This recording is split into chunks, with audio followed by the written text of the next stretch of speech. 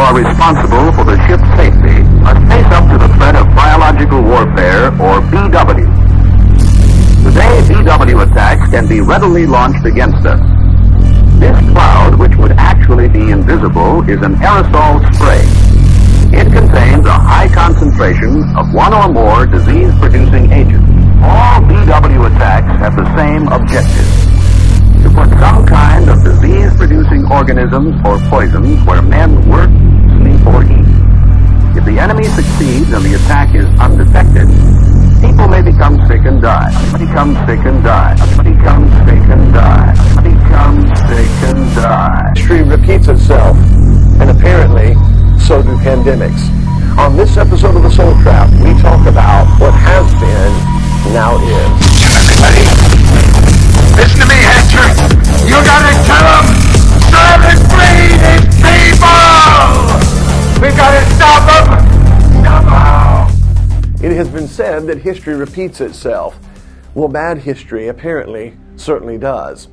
What we are seeing now on our screens is nothing new. It's more sophisticated and packaged better, but it's the same. The players are more informed and the public less informed. The actors have changed, but the reality is the play remains the same. The powers that be, they seem to be a bit more organized, and the stakes are higher than they have ever been. But in the end, the story of today is actually the same old story that was told yesterday.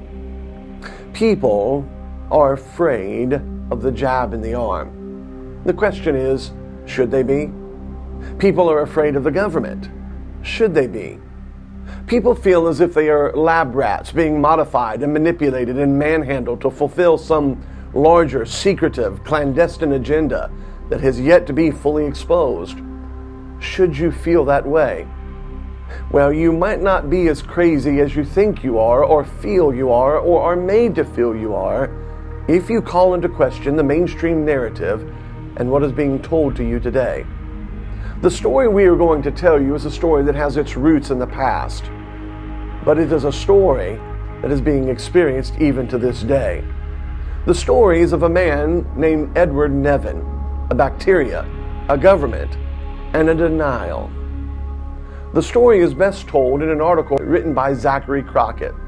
Zachary Crockett writes, as leaves turned red and as San Francisco segued into the smoky autumn of 1950, a man by the name of Edward Nevin lay dying in a hospital bed. A rare bacteria had entered his urinary tract, making its way through his bloodstream and clung to his heart. A bacteria, mind you, that had never been seen before in the hospital's long history. Before researchers could hypothesize the bacteria's root cause, 10 more patients were admitted with the same infection. Doctors were baffled. How could this microbe have presented itself? For nearly 30 years, the incident remained a mystery and secret, until Edward Nevin's grandson set out to bring to light the truth and to seek out justice. What ensued was a series of terrifying revelations. For 2 decades, the United States government had intentionally dosed 293 populated areas with bacteria. They had done this with secrecy. They had done this without informing citizens of potentially dangerous exposure. They had done this without taking precautions to protect the public's health and safety, and with no medical follow-up. It all started in 1950 with the spraying of San Francisco.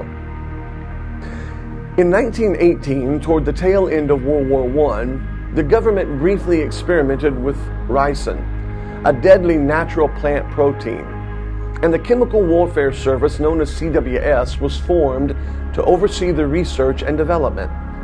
With the signing, however, of the Geneva Protocol in 1925, which prohibited the use of biological and chemical weapons in international warfare, the U.S. government's interest waned in the project. That is, until the 1940s. Biological weapons were largely considered impractical. Shortly after Pearl Harbor, however, the United States changed its mind. In 1942, President Roosevelt signed into action, Zachary writes, the first biological warfare program. Backed by the National Academy of Sciences, the top initiative sought to develop biological weapons and explore the vulnerability of the U.S. to such an attack. A government body known as the WRS, the War Research Service, was created to oversee these activities. And a man by the name of George W. Merck of the Merck Pharmaceutical Company was appointed to the leadership. That's right. In those early days, when we thought it was nothing but mom and apple pie and 4th of July in the good old USA, you have a massive pharmaceutical drug company in bed with the United States government. Sound familiar? The FDA moments ago approved Moderna's vaccine. Zachary writes, at Merck's team's directive, Fort Detrick, the United States Biological Warfare, became the headquarters. It was constructed in a small town of Frederick, Maryland. The facility then embarked on top-secret plans to stage an open-air biological warfare test using the unsuspecting American public. By the end of World War II, the government had amassed a massive arsenal of biological weapons, using anthrax and other various bacteria, all under the strictest secrecy, of course. Soon, justification for continuing the research shifted to the, quote, need for national defense. Work in this field cannot be ignored in a time of peace, Merck warned officials. It must be continued on a sufficient scale to provide an adequate defense. The government agreed with the head of the pharmaceutical company. Under the command of the University of Wisconsin professor and bacteriologist Ira Baldwin, a committee on biological warfare was established in 1948. There is an important side note here that we must take note of. It seems that often there is a deep connection between the university system and the clandestine groups within the government like the CIA and others. This was so in MK projects, Artichoke, the Monarch projects, and all of its offshoots. And the university system today is still, mind you, under the control of some of the most dark and hideous powers that be. Zachary's article goes on to state, quote, when a subsequent report determined that the United States was particularly susceptible to attacks, a series of open-air tests were ordered. The purpose of these efforts? Well, they were to simulate the effects of a realistic biological warfare attack. With a plan in place, a task force was sent to unleash bacteria in San Francisco. A confidential government report written in 1951 entitled Special Report Number 142, Biological Warfare Trials at San Francisco, California, maps out the details of the city's top-secret bacteria bombing. Through the tests, officials sought to accomplish three objectives. First, to study the offensive possibilities of attacking a seaport within a biological warfare arsenal. It was also designed to highlight the vulnerability of the country's defenses against such an attack. And finally, it was designed to gain data on how bacteria affected a population. Nowhere in the report was the welfare of the people of San Francisco mentioned. The tests proceeded without knowledge or consent from the public.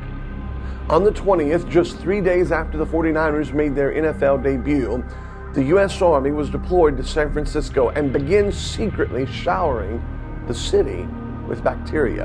You heard that right. Over the course of 8 days, a ship moved along silently, quietly, along the shoreline of the bay, releasing massive clouds of two different pathogens, both of which were supposedly non-pathogenic, yet realistic simulants that might be used in an attack. In total, 6 experimental warfare attacks were carried out.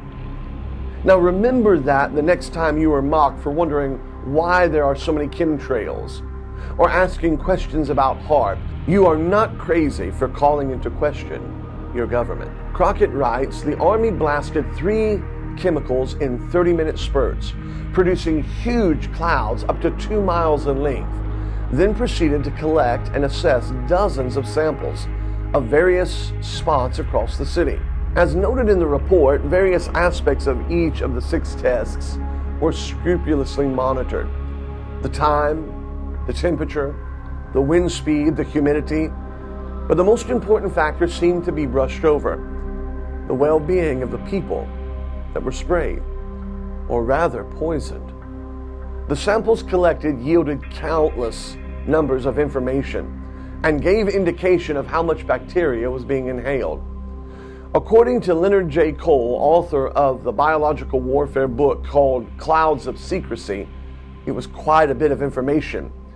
He states nearly all of San Francisco received 500 particles per minute per liter.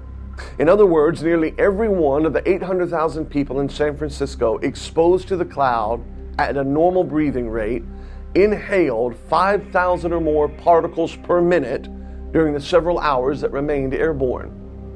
Since the Army's bacteria presented similar dosage patterns, he continued, San Francisco residents were inhaling millions of bacteria and particles every day during the week of the testing. San Francisco residents' safety was wholly brushed over in the report, which promptly concluded it's entirely feasible to attack a seaport city with a biological weapon. A month prior to the Army's tests, a 75-year-old man named Edward Nevin checked into a San Francisco hospital to undergo a prostate gland surgery. The procedure went well, and after a month in the facility, he was on his way to recovery. Then, on September 29th, 2 days after the Army's tests, mysteriously Nevin fell sick and contracted a urinary tract infection, falling gravely ill. When the man's urine culture came back, it contained a bacteria that had not once been documented in the hospital's long history. In mid-October, the bacteria spread to Nevin's heart, and eventually, soon after, he died. Over the next 6 months, 10 more patients were admitted with infections. Like the rest of San Francisco's citizens, the hospital's doctors were unaware that the government had just sprayed the city. A panic ensued at the hospital as researchers frantically struggled to determine how the bacteria infected these people. When the government realized that they'd caused a bacteria outbreak, they reeled and tried their best to cover their tracks. In August of 1952, a secret 4-person investigation was ordered by Fort Detrick Commander General William Creasy to reassess the pathogenic nature. In a 2-page report, the investigators admitted that the bacteria was not, quote, an ideal simulant, and mused that the likelihood it had killed Nevin was considerable. Despite this, they proceeded to justify its continued use in biological tests. Throughout the report, investigators showed little remorse for the infected civilians, Zachary writes. General Creasy was equally unfazed, and all the while, the public remained completely in the dark about what was going on. For 25 years, the government's involvement in the biological warfare testing and its use of civilians as unwitting guinea pigs, lab rats, remained top secret. It's a secret that likely would have gone on indefinitely if not for the efforts of a savvy Newsweek reporter named Drew Featherston. In November 1976, Featherston exposed a number of biological tests performed in major cities by the Army and the CIA. Using his research, the San Francisco Chronicle also uncovered the bacteria spraying that had occurred in its streets in 1950. Edwin Nevin III, a young lawyer in San Francisco, later was waiting for a train in a nearby Berkeley train depot when he read the news. When he skimmed the name of the man who died from the bacteria, Edward Nevin, he reeled in shock. Good heavens, he muttered to himself, that was my grandfather. Growing up, he'd been told that his father's father had died from kidney disease. Now that he knew the bitter truth, he felt a need to exact revenge in the form of justice. Nevin wrote the government, demanding access to the case's related documents. Of course, his request was denied. Though the Freedom of Information Act had just been enacted, the government maintained that all files were classified, despite the fact that the media had already exposed the incident. In turn, Nevin sued the government to the tune of $11 million. Our motive, he stated, is to obtain information. He told a group of reporters that's why he asked for that amount. He stated, quote, "Would you fellows have paid attention if the claim were for only a few $1,000s?" Well, the government tried to dismiss the case on the grounds that they were immune from lawsuits involving basic policy and claiming the right for national defense, but the request was denied.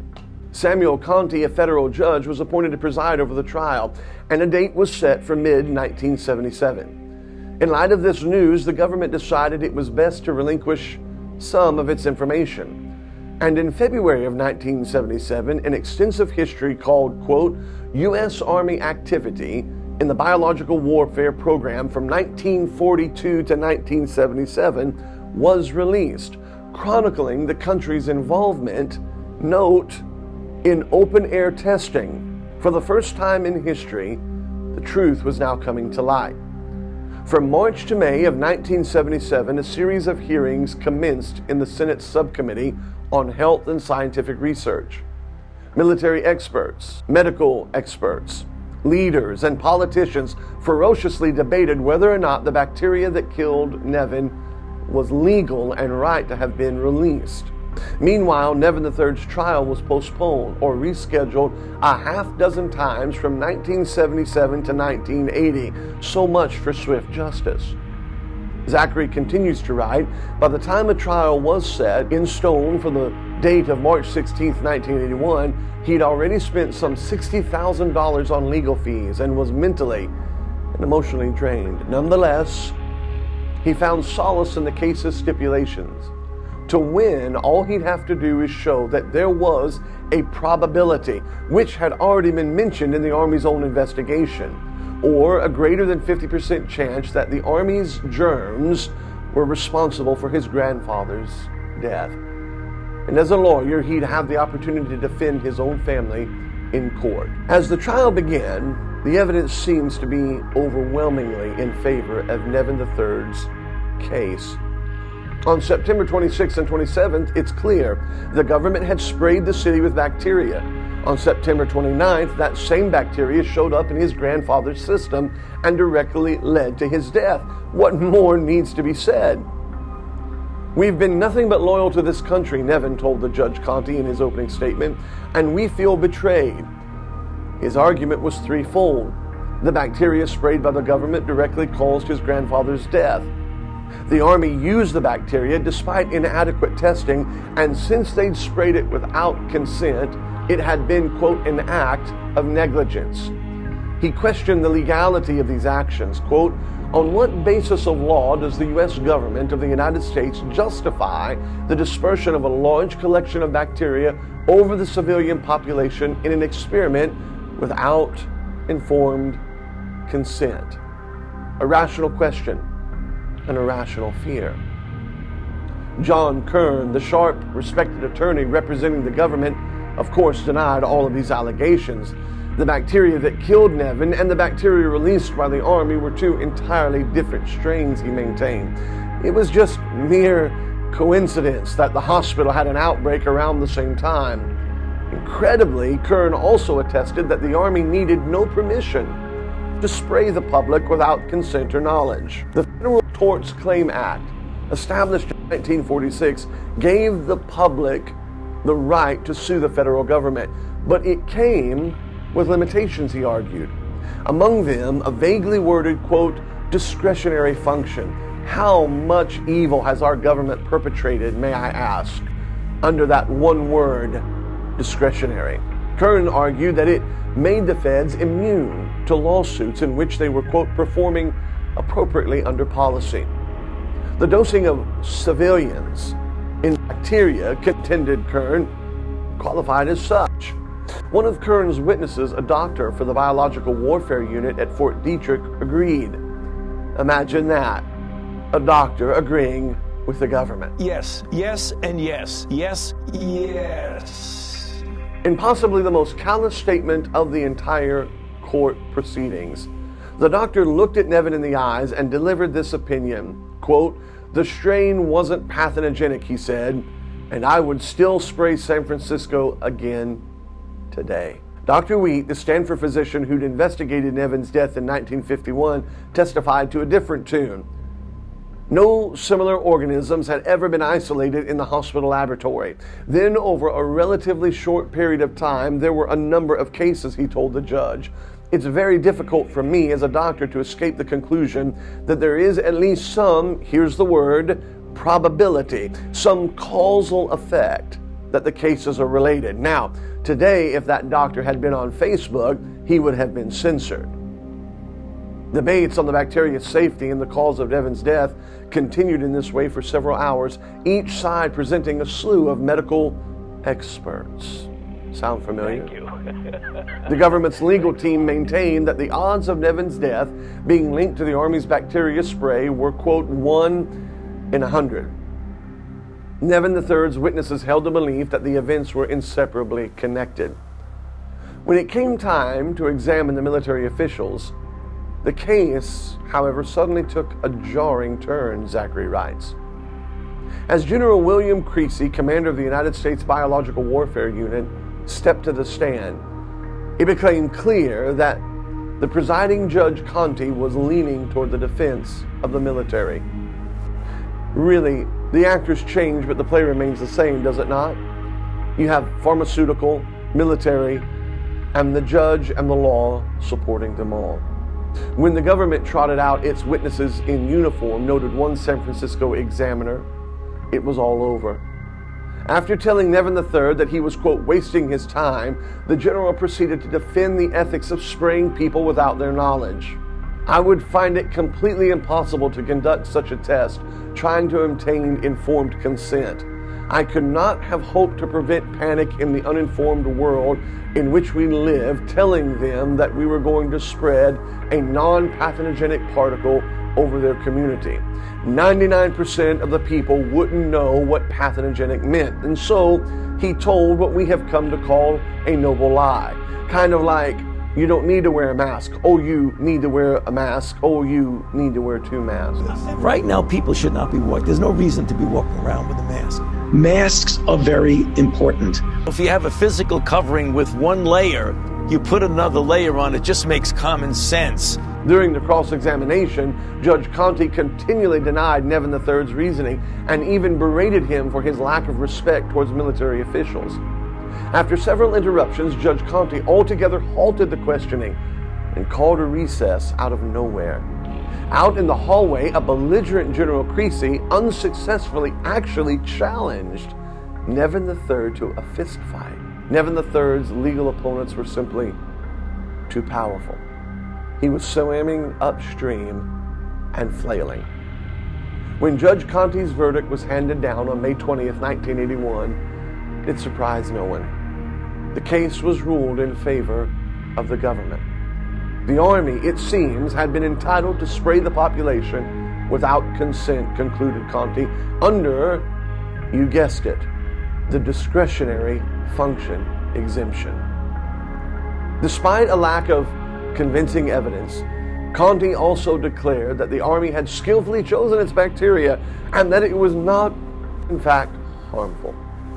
For Nevin III, whose grandfather had died from the organisms, this was not easy to swallow.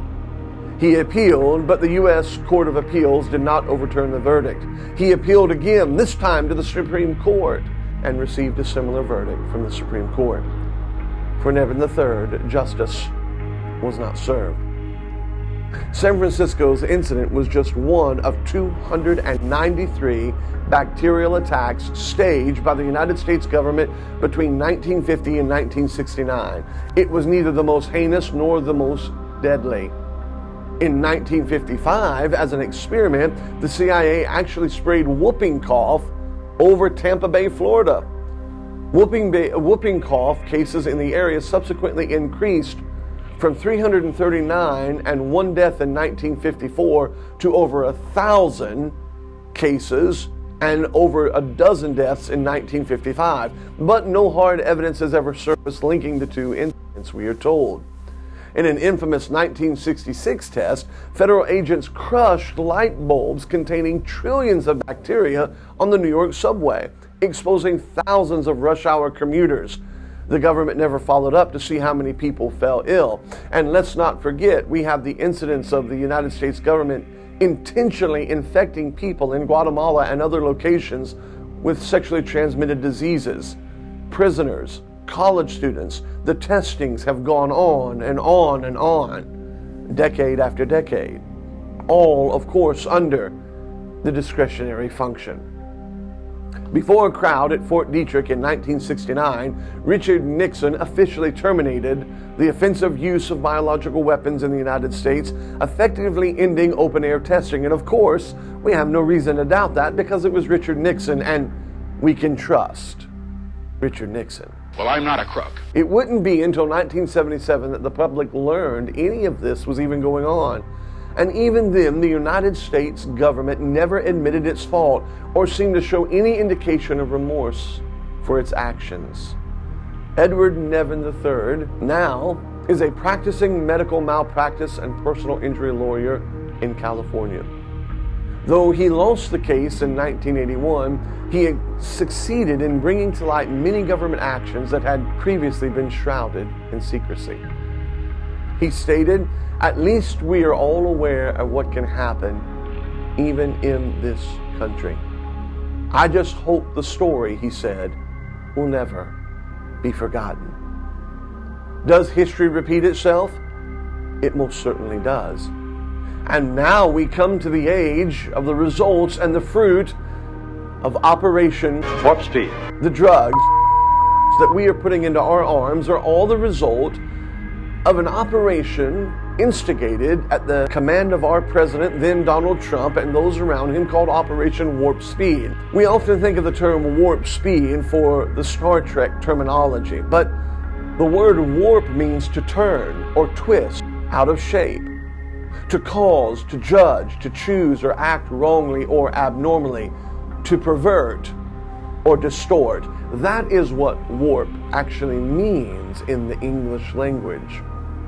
We are told daily how safe and sound the are, how silly we are to question or think dark conspiratorial thoughts, but there is a darkness that pervades, there is a body count, and there is a high price to having an empire like ours.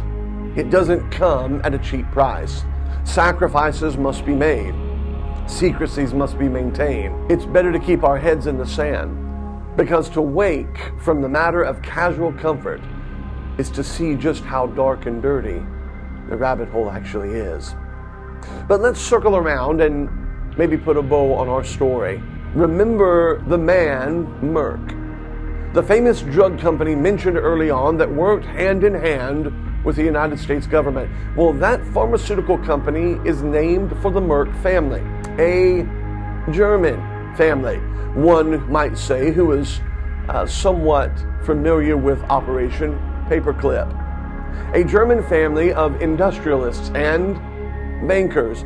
The family still owns the majority of the pharmaceutical company, Merck. But you don't find them named Merck, because not all that long ago, they merged with another company. That company is called Pfizer. What's so special about Pfizer? Well, ladies and gentlemen, that is where you're getting what is being pumped into you today may have been sprayed over San Francisco 70 years ago. But don't worry. I'm sure it's all a strange coincidence. There's nothing here to see. Take wear your mask, move along. History is just simply repeating itself. This film will first show what the Navy is planning for the offensive employment of biological and chemical warfare. Biological and chemical warfare have two principal objectives: to reduce the enemy's production of food by destroying his crops and his food-producing farm animals, and to incapacitate the enemy's armed forces and that portion of his human population that directly supports them. Navy delivery and dispersion of the agents started with tests made in 1950. A rather crude spraying system was installed on a mine layer, which in September of that year secretly cruised off California and sprayed some 50 gallons of biological stimulant along a track 2 to 5 miles offshore. everybody.